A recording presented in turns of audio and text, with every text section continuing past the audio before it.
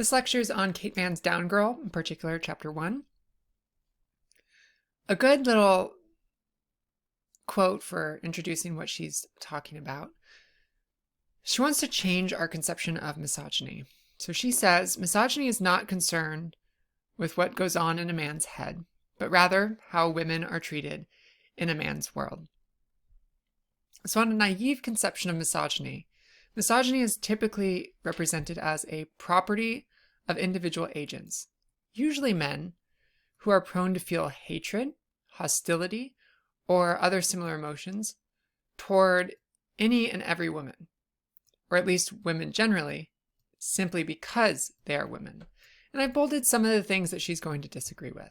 She's going to disagree that it's a property of individual agents. She's going to argue instead for a structural account.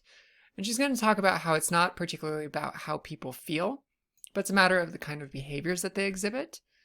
And it's not toward every single woman simply because they're women. It's going to be towards some women because they fail to live up to certain patriarchal standards. And I use the term live up to very loosely here. From the perspective of patriarchy, they're going to be considered not living up to that.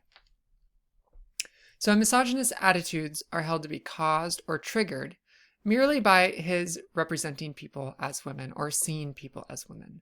So on the naive conception, a misogynist sees that someone's a woman and that causes them to be angry or hostile or frustrated. She's going to say that this is extensionally too narrow, and that means it points out to the wrong particular individuals. So it only identifies some individuals as misogynist, and that number of the sum of individuals that it identifies is going to be too few. So the targets of hostility, she thinks, should be allowed to encompass particular women and particular kinds of women. Otherwise, she thinks that misogyny will be just super rare, even in fully patriarchal societies, where she thinks misogyny should actually be flourishing. That's its kind of home habitat. It's also qualitatively too broad. It fails to home in on the subclass of those reactions of hatred and hostility, those that are specifically an outgrowth of patriarchal ideology. Misogyny may often be personal in tone, but it's most productively understood as a political phenomenon. So the naive conception allows for this kind of feeling of hatred or hostility to come from really any source, so long as it's geared towards or caused by some kind of recognition of someone as a woman. She wants to say, no, misogyny is a specific kind of thing that is an outgrowth of patriarchal ideology. She also thinks that the naive conception is too psychologically demanding. What lies behind an individual's attitudes are inscrutable. We can't find them out. It will then be difficult to identify misogyny when we should be able to. And this deprives women of the wherewithal to acquire knowledge and justified beliefs about the manifestations of misogyny that they come across. So ultimately, it silences misogyny's victims. And as far as the last comment she wants to make about the naive conception concerning exoneration, it would be very difficult to prove someone was not misogynist. And that is a kind of flip side of this. You need something about their mental states, and that's hard to find. So it's too psychologically demanding. So on her view, misogyny and patriarchy are closely linked. So misogyny operates within a patriarchal order to police and enforce women's subordination, to uphold male dominance. So this is the key. Misogyny is the policing arm of patriarchy. Sexism is the ideological arm, but misogyny really operates to police women's behavior, to uphold patriarchal norms. It's particularly triggered then when women fail to live up to those patriarchal standards.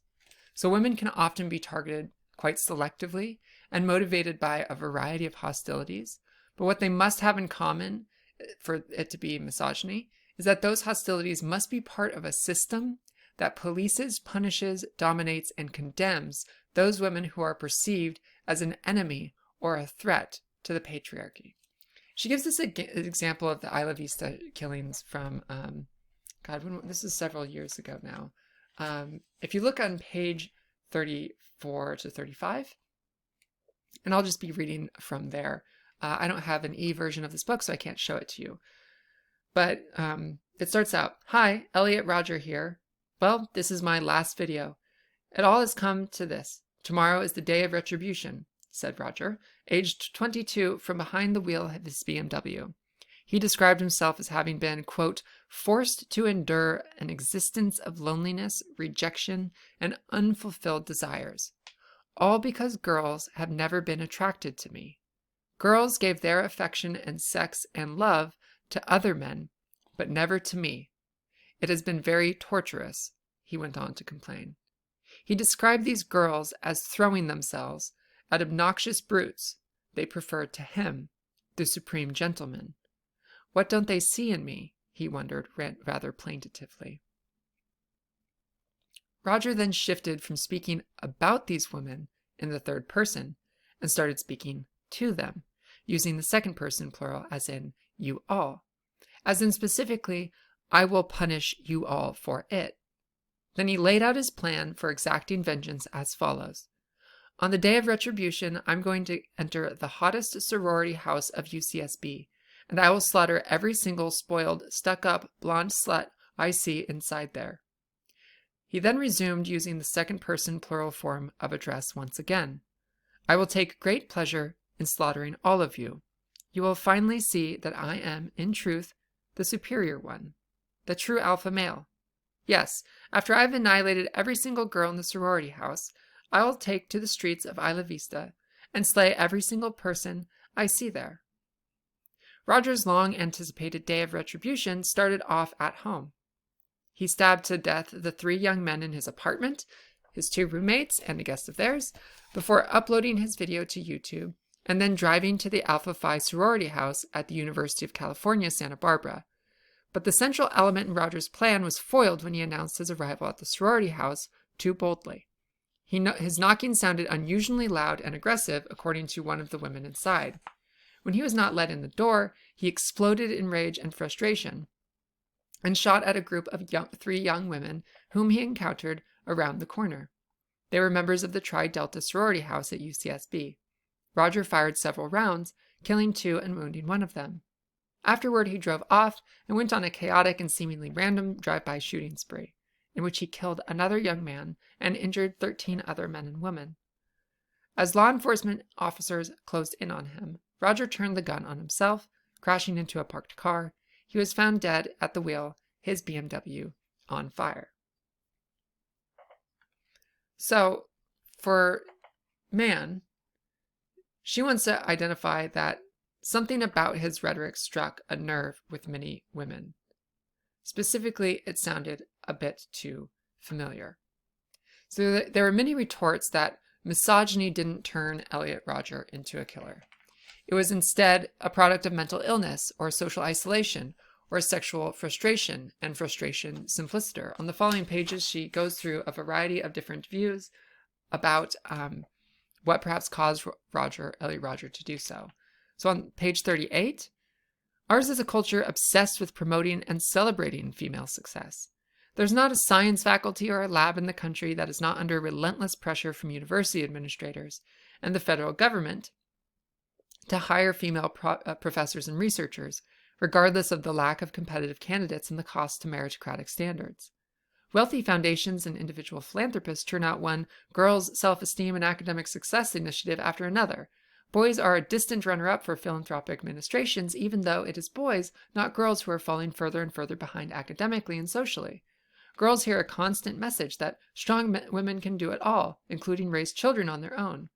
Any female, even remotely in the public realm, who is not deeply conscious that she has been the beneficiary of the pressure to stock conference panels, media slots, and op-ed pages with females is fooling herself. Corporate boards and management seek women with hungry desperation, and even were this preferential treatment to end tomorrow, females, especially the privileged, high-educated ones who make up the feminist ranks, would still face a world of unprecedented, boundless opportunity. So Manne asks, was this person right? What about the women complaining of male aggression, sexual and otherwise, serving to hold them back? Quote, "These females are apparently living in a different world than mine." along with the feminist she deems solipsist, presumably. So in rejecting the idea of feminist analyses of the Isla Vista shootings, MacDonald was in some plentiful and mixed company. Here are some of the many reasons commentators gave for denying that misogyny had an important explanatory role to play in this particular instance. So you can read this on page 39 through 41. But basically, Roger didn't hate women, he desired them too much. Or maybe he actually hated men. Or maybe he thought of women as having more agency and subjectivity and autonomy to count as a misogynist. He only hated women because he was narcissistic. Did he hate women, he hated not only women, but all people. He didn't hate all women, but only hot women he perceived as ignoring him. He killed actually more men than women, so he can't count as a misogynist. And she says, look, it'd be possible to respond to these claims point by point, but that's not that illuminating. For those of us inclined to think that something has gone wrong in the dialectic here, we might hope for a more comprehensive diagnosis of why there is so much, more or less implausible, denialism. We might also hope for a way of reconceptualizing misogyny that would forestall most of these, in my views, mistakes simultaneously. So how might we go about this? So she's responding to these kinds of approaches to claims of misogyny in her work here. So she argues that there's 3 different kinds of conceptual projects we can engage in. We can have a conceptual project, so this is just a name for a conceptual project, the conceptual approach, in which we investigate our ordinary concept of X, the way that you and I generally tend to use it, and maybe advance different ways of thinking about it that might be better. Then there's a descriptive account. Well, investigate the extension of the term. What do we usually identify as being an X? So if we say something is racist, we might be looking at what kinds of activities or behaviors do we usually identify as being racist, and that will give us a better account. And she actually she says that she basically runs through each of these, but she prefers and generally takes this approach, the ameliorative approach, which I believe is offered by Sally Haslinger, another feminist philosopher. And this is to formulate a concept that best suits the point of having that concept. So these are all roughly important, but she favors the third. And the goal is to engineer a concept of misogyny that helps us understand how we ought to understand it and how we use it, and how we should use it. So what role is a concept of misogyny to do? And she wants to say that our concept of misogyny should catch Elliot Rodger in its kind of net here. If it fails to capture those kinds of things, then it's probably not doing the work that we want it to do. So to continue our discussion of misogyny and patriarchy, pick back up here. A social milieu counts as patriarchal insofar as certain kinds of institutions or social structures both proliferate and enjoy widespread support within it. They will vary in material, structural, and social features, but they'll all be such that all or most women are positioned as subordinate in relation to some man or men therein, the latter of whom are thereby, by the same token, dominant over the former, on the basis of their genders, among other relevant intersecting factors. So this is what patriarchy really is about. All or most women are positioned as subordinate in relation to not necessarily all men, but some men or men therein, and on the basis of their gender. And the latter of whom are going to be dominant over women, again on the basis of gender.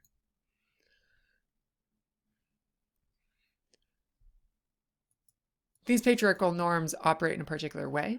So when tasked with performing certain forms of emotional, social, domestic, sexual, and reproductive labor, and also being loving, caring, and enthusiastic while doing so, patriarchal norms operate in the background. So patriarchal norms are operating to let women basically, or encourage women to perform these kinds of behaviors. And so long as you are performing those behaviors, these patriarchal norms are going to be kind of in the background. It'll be almost like you don't see them. Patriarchy might be internalized by the subordinated and enact narratives about women's distinctive proclivities and preferences. It might valorize depictions of care work as personally rewarding, socially necessary, and morally valuable for women. or women might be considered cool or natural or healthy if they are endorsing those kinds of norms. But in the background, she says, lurk subtly hostile, threatening, and punitive norm enforcement mechanisms that are at the ready to compel women to behave in a certain way if these kinds of things don't work.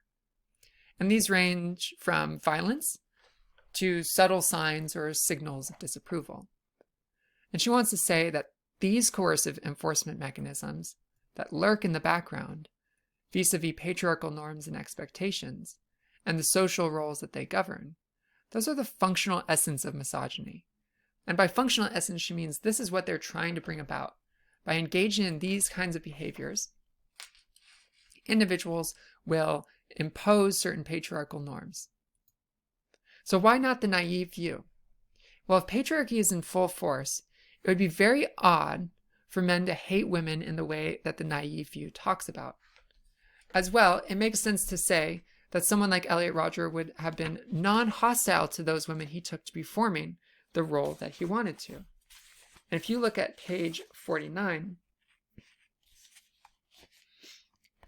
she discusses. She says, look, all told, this makes me think that the naive conception of misogyny is hopelessly inadequate.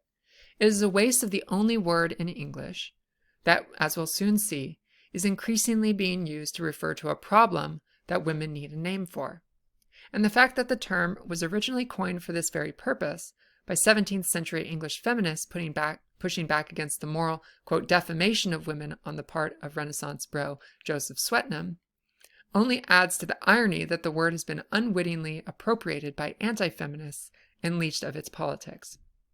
By the lights of the naive conception, misogyny essentially becomes too psychologistic a notion, on the model of a phobia or a deep-seated aversion.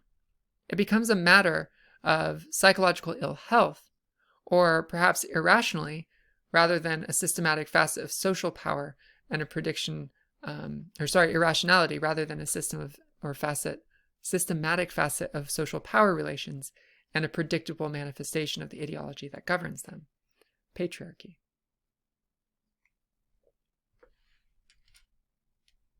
If you look at page 47, you can see a little bit more about why she argues against the naive view. So at the bottom, but first, to see why misogyny would be rare within a patriarchal setting if the naive conception of misogyny and misogynist is accepted, just consider, why would any given man in a typical patriarchal setting have a problem with women universally, or even very generally, regardless of their relations? On the contrary, we would expect even the last enlightened man to be well pleased with some women, that is, those who amicably serve his interests. It's not just that being hostile towards these women would be doubly problematic, in being both interpersonally churlish and morally objectionable, it's that it would be highly peculiar as a matter of basic moral psychology. To put the problem bluntly, when it comes to the women who are not only dutifully but lovingly catering to his interests and his desires, what's to hate exactly? So this idea is that men or other misogynist men, they would still have a love or a care or a desire for some women. And in fact, this is like generally what you hear if someone is accused of misogyny.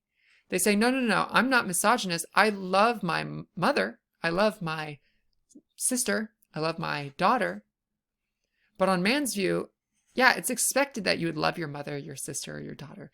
These tend to be women that actually serve the role that you would expect them to serve under patriarchal circumstances. So if we think of Elliot Rodger, this is on 48, if we consider an Elliot Rodger then, it might have been the case, and it's certainly intelligible, that he would have not been hostile towards women who gave him the attention and the affection he was craving. Indeed, it would be quite natural for a man in this general social position to valorize such women or to put them on a pedestal. Such a man would hence fail to satisfy the relevant universally quantified claim, or even the somewhat less stringent generalization. For how many women he could be expected to be hostile toward would tend to vary widely with contingent social factors. Given the mere possibility of his being dissatisfied with his lot and hostile towards relatively few women in consequence. He would not qualify as a misogynist by the lights of the naive conception. But how many men, let alone women, would then? One suspects that this property will be instantiated very rarely. If the only agents who would qualify would have to keep relentlessly, even perversely, biting the hands that soothe and serve them, the naive conception of misogyny is hence subject to a classic no true Scotsman problem. The defense, no true misogynist, will almost always be available. So looking forward, a woman's perceived resistance to acting out patriarchal social roles as men's attentive, loving subordinates naturally tends to provoke the kind of reaction commonly labeled misogyny. This resistance leaves men feeling usurped or neglected. At least some men. This is not all men, obviously. And she says, look, let's imagine a schematic illustration. Imagine a person in a restaurant who expects not only to be treated deferentially, the customer always being right, but also to be served the food he ordered attentively and with a smile. He expects to be made feel cared for and special, as well as to have his meal brought to him, a somewhat vulnerable position, as well as a powerful one, for him to be in. Imagine now that this customer comes to be disappointed. His server is not serving him, though she is waiting on other tables. Or perhaps she appears to be lounging around lazily, or just doing her own thing, inexplicably ignoring him. Worse, she might appear to be expecting service from him, in a baffling role reversal. Either way, she is not behaving in the manner to which he is accustomed in such settings. It is easy to imagine this person becoming confused, then resentful. It's easy to imagine him banging his spoon on the table. It's easy to imagine him exploding in frustration. Now, obviously, this is just one schematic illustration, but I think it does make a promising case for elaboration and expansion. It is the first we have seen of something readily intelligible when it comes to the attitudes in the vicinity of hatred and hostility that could plausibly be triggered in part by a woman's gender, together in this case with her perceived violation of patriarchal norms and expectations. And if it is admitted as a valid illustration, it also tells us something about what misogyny need not be. For one thing, it need not target women across the board. It may instead target women selectively. For example, target those who are perceived as insubordinate, negligent, or out of order according to those patriarchal norms. For another thing, the model puts paid to the idea, bizarre but as we have seen not without its adherents, that misogyny and sexual desire are somehow incompatible. Elliot Rogers' sexual desire for the women of Alpha Phi, and his desire that they desire him in turn, played a crucial role in spawning his resentment. It meant that he felt powerless with respect to him. From his point of view, they had a hold over him, and he deeply resented the impending humiliation, just as the vulnerability of a diner in his hunger is likely to feed into his rage at a server who has gone AWOL. This model also yields some preliminary predictions regarding some of misogyny's typical targets and victims. The former will include those perceived as unbecoming women, traitors to the cause of gender, bad women, and wayward ones. And the victims of misogyny hence tend to include women entering positions of power and authority over men, and women eschewing or opting out of male-oriented service roles. Among others, its natural targets will be surprise, feminists. So misogyny need not target women across the board. It's instead used to police women who are seen as insubordinate, negligent, or out of order. And it's not inconsistent with sexual desire. Elliot Rodger felt resentment that the women who had power over him, he resented that he was going to be humiliated. We just read this. Misogyny can act on those who are perceived or actually flaunting patriarchal rules, but also they may be attached to purely symbolic or representative women. So the women at Alpha Phi sorority house, they never had an opportunity to pay attention to Roger. They were representative to him of the kind of woman who denied him the care and subordination that he expected. So they were symbolic representatives of what he was upset about with women in general. And that was that they did not give him the appropriate attention that he felt he deserved as a, quote, supreme gentleman. So what we have here is an analysis of the naive conception and a diagnosis of what's wrong with it. We have a retooling of the concept of misogyny. We have a test case that we use to account for what misogyny is. And then we discuss exactly what misogyny is supposed to be doing and what are some of its features, so that it is tasked with policing women to act according to patriarchal norms. And then she draws out some consequences about how we should think about the concept itself.